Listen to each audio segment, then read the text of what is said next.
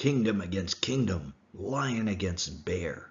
Russia and China are forming the BRICS kingdom.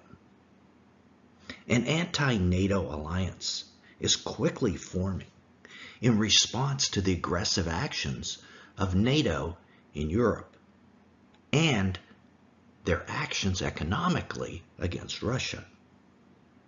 This alliance is including Russia, China, Brazil, India, South Africa, and now they are considering Iran joining as well, and even Saudi Arabia. Is this the bear of Daniel 7? Is this one of the kingdoms of Matthew 24 when Jesus referred to kingdom fighting against kingdom? Is this group fulfilling the prophecies that precede the return of the Lord? We think they might be. In order to understand how current events may be fulfilling prophecy, we need to examine them very closely to see things you might not have seen before. Things that involve the Greek conjunctions that are used in some of these passages, which help us understand the timing of this chaotic period that we think we're now entering. Now, when Jesus described the wars and instability of the beginning of the birth pangs period that precedes his return, he described 5 different types of war. War, rumors of war, disturbances, nation against nation, and finally, kingdom against kingdom. All 5 types are taking place or threatening to take place in today's world. And then we'll especially concentrate on that last category, kingdom against kingdom, because we think it is the most dangerous. But first, a shout out to several of our advisors who helped us prepare this video. Michael Brown and Jason Lawrence, who researched the BRICS Alliance, and our advisory board of Fisherman, Britt Ashley, and Michael Tarrant, who researched the material on the beginning of the birth pangs. We had a lot of help on this one. So in this video, we're going to look at Daniel, Matthew, and Revelation to get a panoramic view of what is to shortly take place, in our opinion.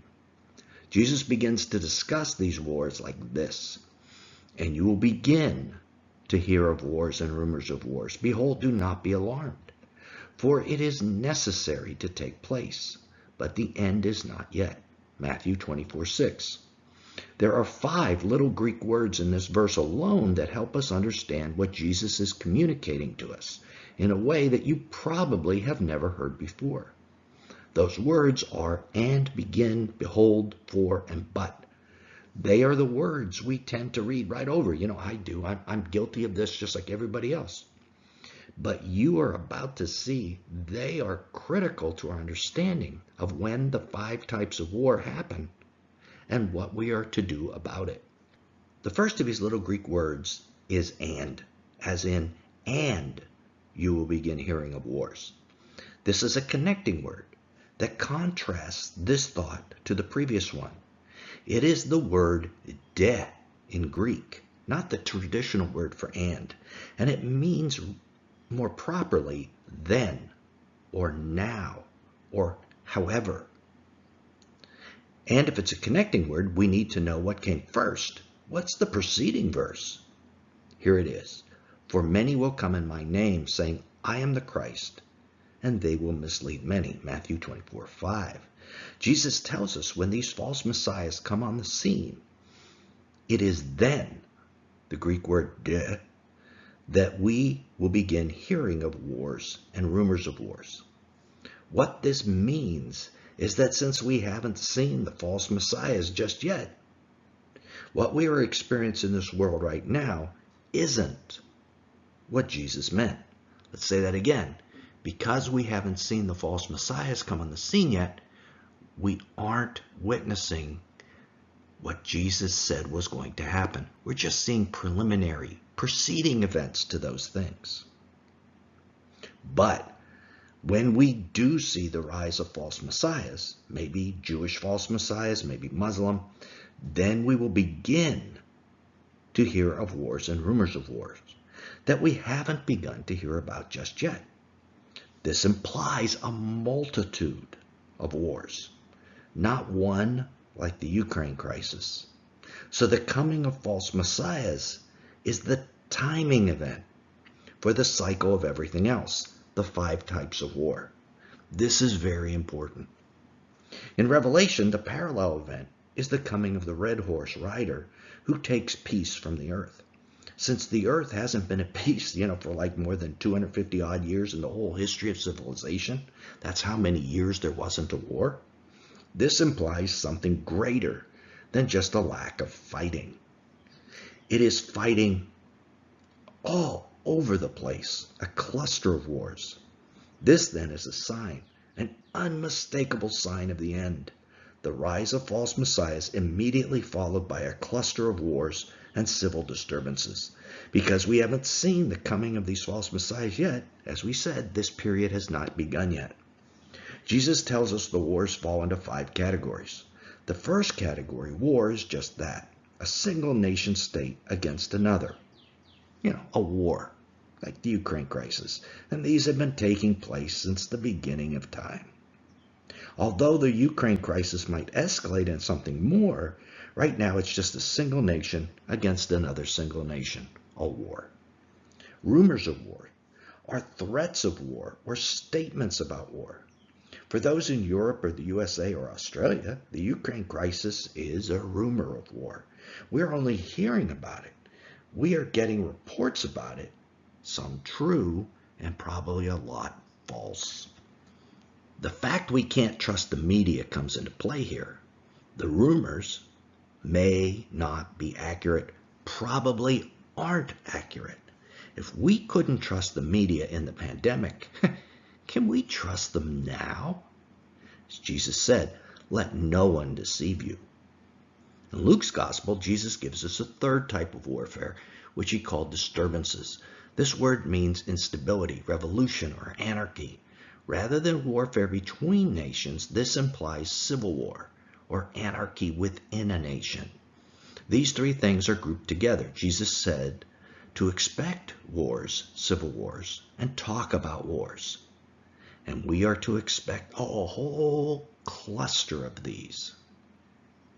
Jesus then gives instructions about these wars, disturbances, and rumors of war. Behold, do not be alarmed, for it is necessary to take place, but the end is not yet. Jesus gives us the second of these little words, behold. In Greek, this word means to perceive or to discern, to know when you see this cluster of wars. It is not what you think it is. It means something else. A cluster of wars throughout the whole world would frighten absolutely everyone. But Jesus says that when believers see and hear about these wars, we are not to be alarmed or troubled. He gives us the reason. This is the 4th little word, for. Jesus says this because he knows the average person will be alarmed and worried about these things. In fact, we can tell from Jesus' statement most will be alarmed that this cluster of wars is the end of the world. He then gives the reason we aren't to be alarmed. He said these things must take place. Why? Because they're part of Jesus' overall end-time plan to bring about his return. They are a crucial piece of the puzzle. Nothing happens outside of Jesus' sovereign will. All these things will have passed through his hand. He is allowing them, and Jesus is clear it is not the end. He uses that 4th little word, but the end is not yet. Jesus explains that statement. For nation will rise against nation, and kingdom against kingdom, and there will be famines, pestilences, and earthquakes in various places.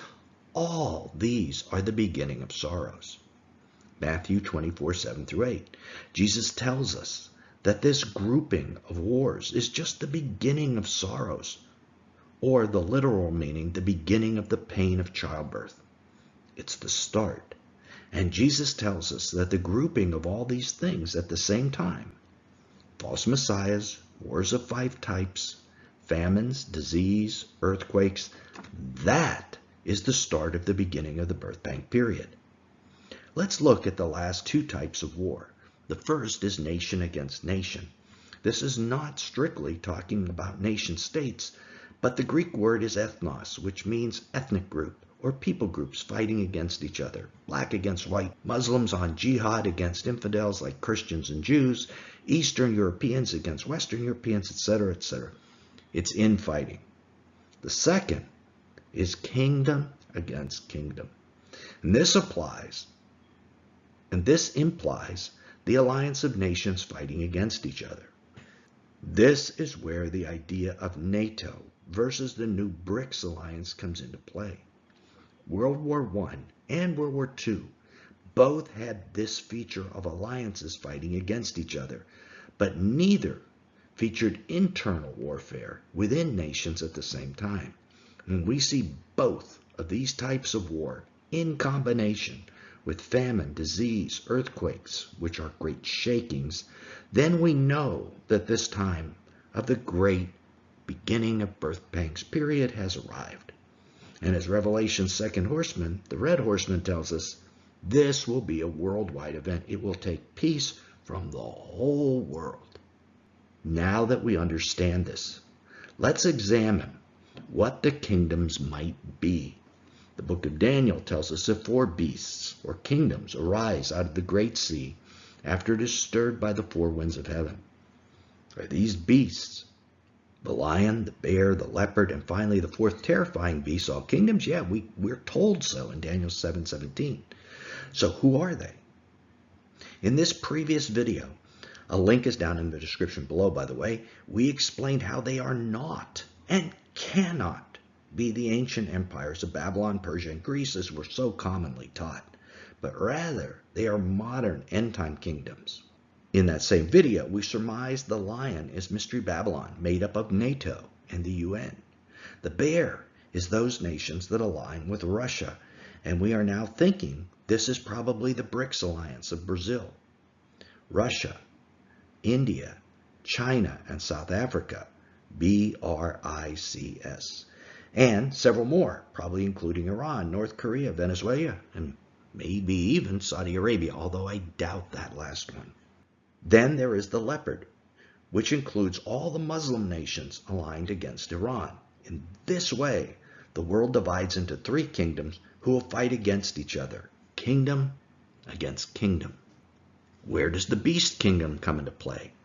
Revelation tells us, now the beast which I saw was like a leopard. His feet were like the feet of a bear, and his mouth like the mouth of a lion. Revelation 13:2. The verse really tells us a whole lot about how the 4 beasts, the 4 kingdoms interact, and what the results of their warfare is. The beast was like a leopard. It contains all of a leopard territory, all of the Muslims who are aligned against Iran. And it has parts of the bear, its feet, and parts of the lion, its mouth. So the beast replaces the leopard and then consumes parts of the other 2 kingdoms almost assuredly through war. It doesn't consume all the others, just parts of them.